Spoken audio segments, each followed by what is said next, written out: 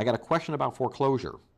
And it may seem kind of silly, but it's true. And these are questions people have. And I love it because you can tell that this person's kind of nervous. It says, can I rent out my home if it's in foreclosure? And the answer is sure you can. It's your home. You can rent it out to anybody you want. Will my tenant be kicked out after the foreclosure sale? Absolutely. It's going to happen. I mean, think about it. If you were to buy a house at a foreclosure sale, you didn't put that tenant in there. You may not want that tenant in there, but if you're buying it as an investment, you may want that tenant in there. So I can say, is it possible? Would my tenant be kicked out? Maybe. If I'm buying it as an investment property and this is a good tenant, they've been there 2 years, they're stable, they pay the rent, they have no problem with it, I want to keep that person in there.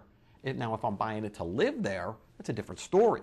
Then I'm going to ask that tenant to leave, or I may, I'd probably let them fill the term of their lease out, whatever their lease is.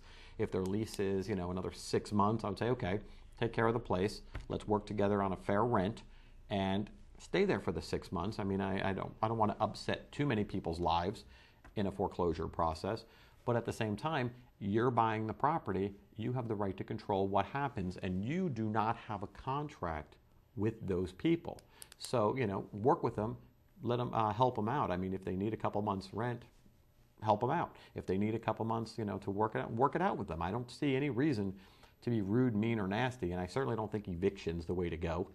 But I think at the same point in time, you buying a house, you have a duty to inspect it. You have a duty to look at it. You have a duty to make sure nobody's living there. And if they are living there, you may want to engage in a conversation with those renters before you buy that property.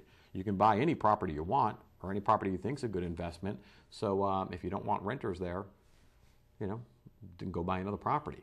And again, to me, you've got, I guess, fairness on one side and property rights on another. If I buy a property, it's mine. I can do whatever I want with it. If I want to level the place, I can. If I can get a permit to level it, I can level it. If I want to grow trees on it, I can do that. If I want to do something with it, it's my property. At the same point in time, if somebody else is already living there, decency, fairness dictates, hey, let's give these people an opportunity to fulfill the terms of their agreement so that they can go ahead and move on. So hopefully that answers your question, Sherry. I think she was going somewhere else with it, but I appreciate that.